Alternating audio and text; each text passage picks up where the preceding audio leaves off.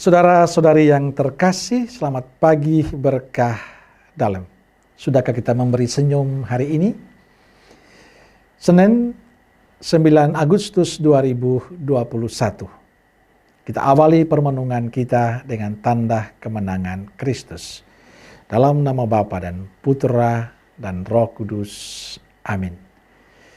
Permenungan kita diambil dari Injil Matius bab 17 ayat 22 sampai 27. Salam bahagia selalu.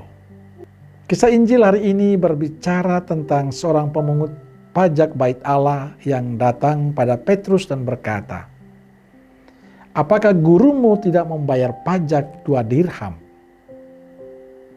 Yesus sebenarnya tidak perlu membayar pajak bait Allah karena dia adalah anak Allah. Tapi agar tidak menjadi batu sandungan, maka Yesus menyuruh Petrus untuk membayar pajak yang diminta. Caranya dengan pergi ke danau dan menangkap ikan. Lalu dari mulut ikan itu akan ditemukan mata uang 4 dirham. Uang itu digunakan untuk membayar pajak bait Allah. Tanggapan positif Yesus atas permintaan pemungut pajak bait Allah penting kita renungkan. Yesus menunjukkan ketaatan dan kesetiaannya sebagai warga negara.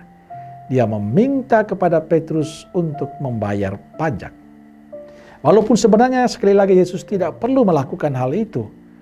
Karena dia anak Allah, tapi Yesus tidak mempertahankan statusnya. Dia tetap membayar. Yesus tidak mau menjadi batu sandungan bagi banyak orang. Saudaraku terkasih, kita tidak hanya sebagai warga Katolik, tapi juga sebagai warga negara. Artinya kita taat kepada Tuhan dan sekaligus taat kepada negara. Tindakan Yesus hendaknya menjadi contoh bagi kita, agar kita sebagai warga negara bisa menjadi contoh bagi yang lain, dengan kesetiaan dan ketaatan kita pada apa yang diatur negara. Misalnya membayar pajak pada negara, mentaati lalu lintas, dan sebagainya. Selama masa pandemik ini, apa yang disampaikan oleh pemimpin gereja, yakni para uskup, sungguh ditaati oleh umatnya. Mengajak orang Katolik untuk mentaati aturan yang dibuat pemerintah. Mengenakan masker, mencuci tangan, menjaga jarak, tidak berkerumun, perayaan Ekaristi secara online. Kita mentaati himbauan itu sebagai tanggung jawab kita demi keselamatan bangsa kita.